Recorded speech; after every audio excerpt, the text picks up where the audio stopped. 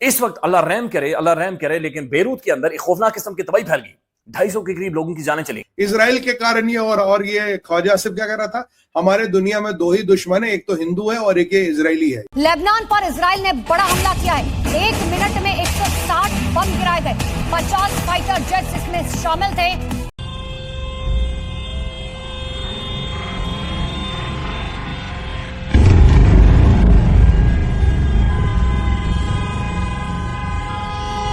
पाकिस्तान की वजह से लेबनान पर इजरायली हमले, ये कहा जा रहा है पाकिस्तान ने लेबनान को लेकर ठीक से संदेश नहीं दिया।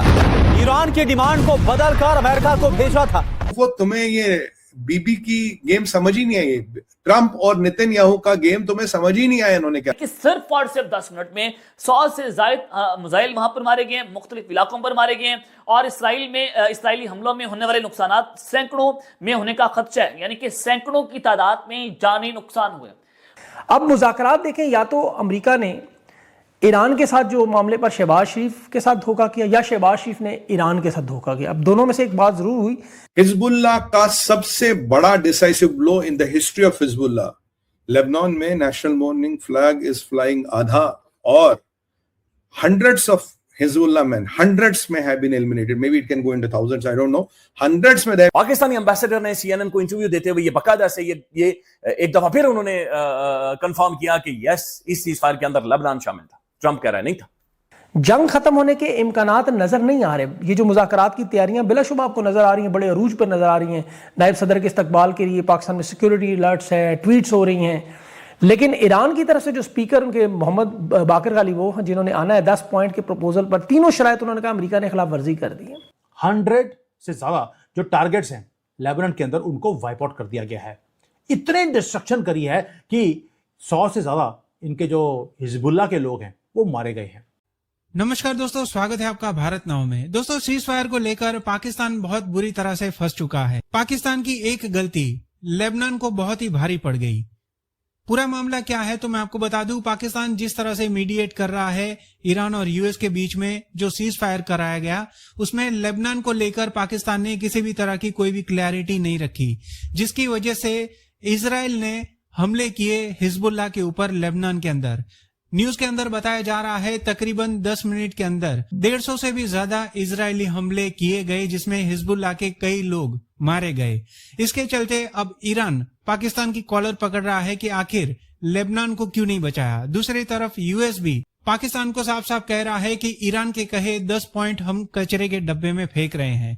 मतलब कहीं ना कहीं पाकिस्तान की एक गलती लेबनान को काफी ज्यादा महंगी पड़ गई। इसी के चलते अब इस्लामाबाद में फिर से एक बार सभी लोग इकट्ठा होने जा रहे हैं, बट यहाँ पर ईरान ने साफ इनकार कर दिया है। जो ट्वीट ईरानी गवर्नमेंट की तरफ से किया गया था उसे भी डिलीट कर दिया है। मतलब कहीं ना कहीं सीज फायर और समझौते जो है इस्लामाबाद के अंदर होना थोड़ा मुश्किल लग रहा है। और इजराइल की तरफ से भी साफ कर दिया गया है कि लेबनान के ऊपर हमले जो है सीज फायर कहीं नहीं है। और सीज फायर के नाम पे जो ईरान को लगता था कि हमने ये हमास, हिजबुल्लाह, ये जितने भी जिहादी पार्टनर है इनकी हमने इंश्योरेंस खरीद लिया है, इनकी इतनी ठुकाई हो रही। मैंने आपको कहा था, इजराइल कट्स ने कहा था, there is no way you can disarm Hezbollah.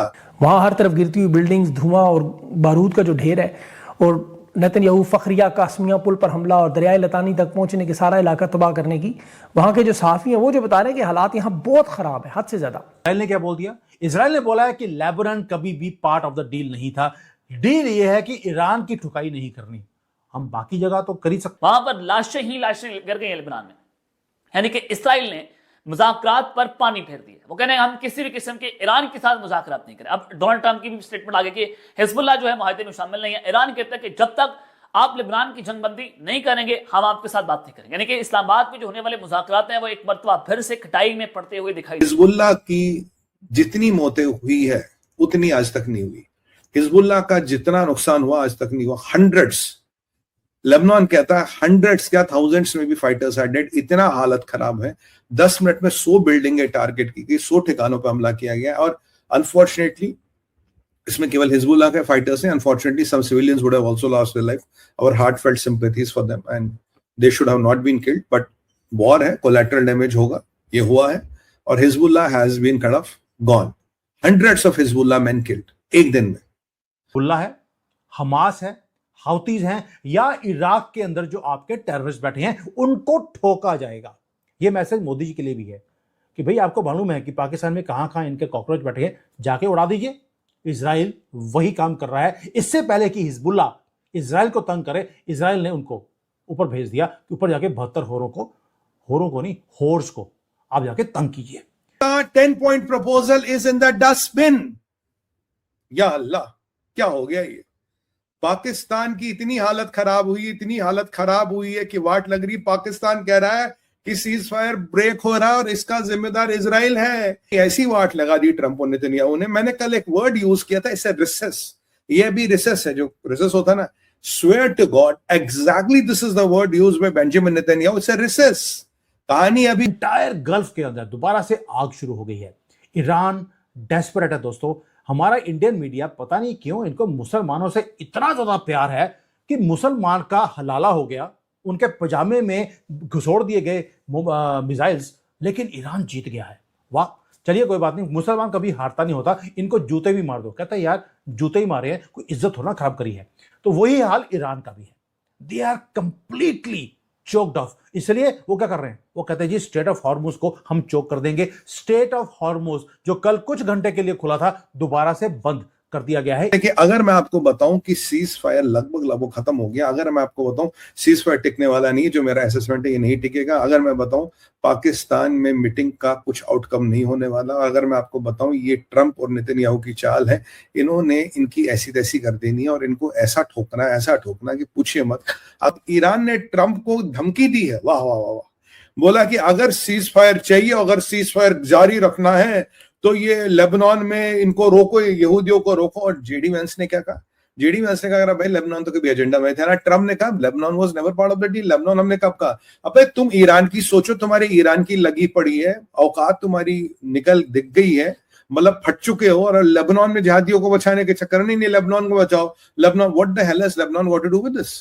भाई ईरान का सीज फायर, ईरान है या पूरे इस्लामिक उम्मत में सीज फायर कर दे भाई? ये तो मतलब किसी भी मुसलमान को हाथ मत लगाना, किसी भी जिहादी को हाथ मत लगा। कल 10 मिनट में 100 अटैक हुए हिजबुल्लाह पे। 10 मिनट में 100 targets of Hezbollah way taken out by IDF. 10 minute में 100 टारगेट।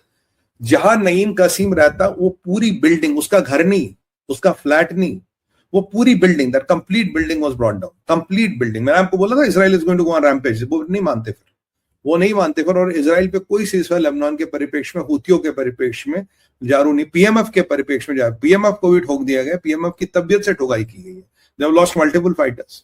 ये हुतियों ने इजराइल पे मिसाइल चलाई है, अभी हुतियों का कोई अपडेट है नहीं, बट